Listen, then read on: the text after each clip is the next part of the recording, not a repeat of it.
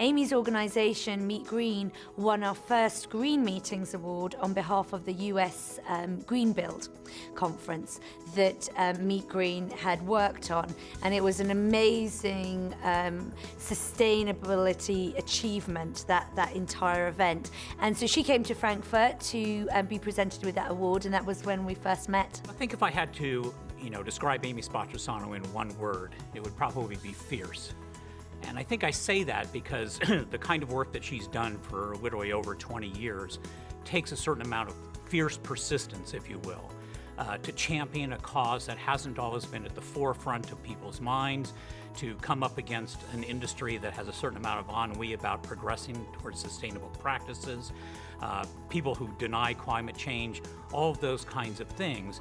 And to build a network of people that care about this has taken a lot of persistence and a lot of fierceness, a lot of real determination to advance the cause and keep advancing it and not give up. And I think, you have to have a fierce passion for something to be able to do that. The word I would choose is change maker. She doesn't just espouse her dreams and say what she wishes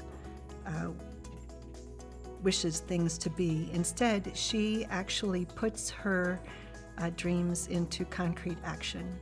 Amy is definitely a pioneer. If I have to think about one word, it's a pioneer.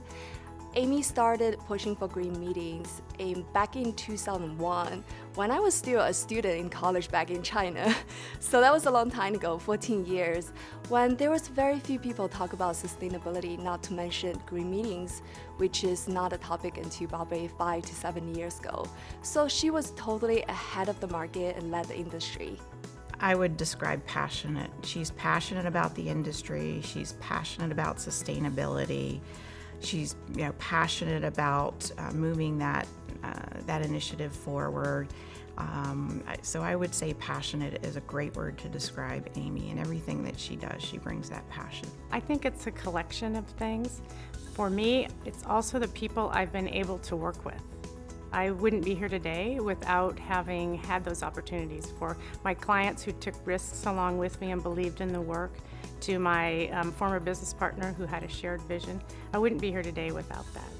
She's such a warm, caring person.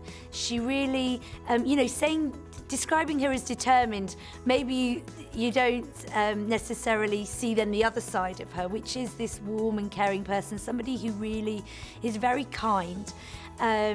But that determination always shows through. I really think Amy played a very important role in transforming the green meeting industry.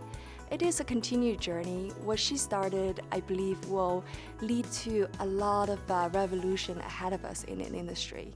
So the lasting contribution that Amy Spatrisano has made to the industry is undeniably opening and keeping the conversation going on sustainability and green meeting practices.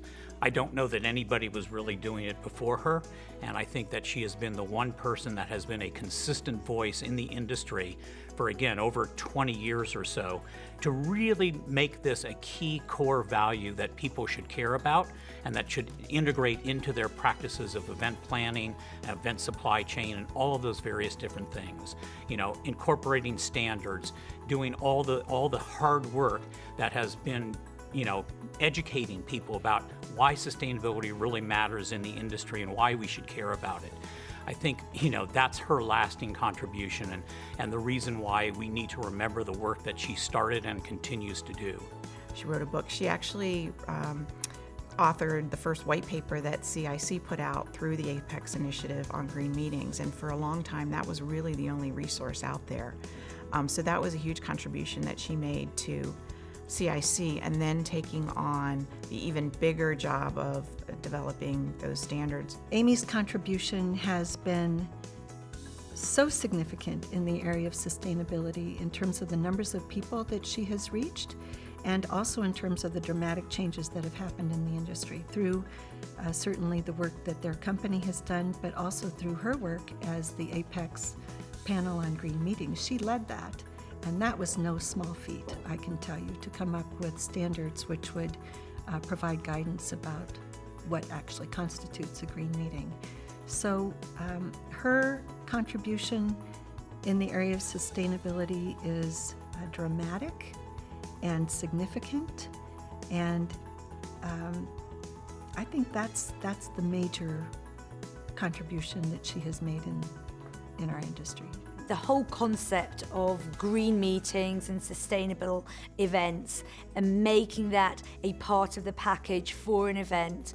And, you know, she's also mentored a huge number of people, including myself and my team, and made us understand what it means to have a sustainable event. And the work that she's done is very tangible.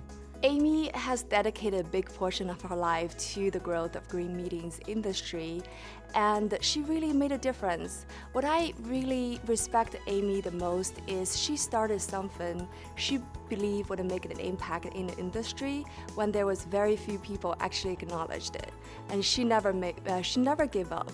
So in the past years, she worked very hard, and I can't even imagine how many obstacles she faced when there was very limited awareness. And I respect her because looking back the journey, we can see the industry is blossoming. Just for example, my company, last year we had more than 100 sustainable events globally. And we wouldn't see this type of growth in the industry if not for Amy, pioneer like her in the industry, started the journey 14 years ago. It's learning that everybody's different, people come with different agendas, and how do you make everybody stay focused on a common vision or mission? So I think, again, that was a huge learning for me as well. She sees obstacles, and rather than being stopped by those obstacles, she uses them for opportunities to figure workarounds or to figure out a better way to do it. So she is very much able to take those challenges and to really make significant change. Amy is a humble person, so I think this recognition to her means a validation of all of the work she's done over the years in the forefront of sustainability. If you were going to do something, does it fit the 1 to 2 or 3 goals that you've done for the year? The other thing that I learned is that as leader on a board situation, if you've been president or pretty much any role, you won't see usually the fruits of your labor until the following year or even sometimes 2 or 3 years down the road.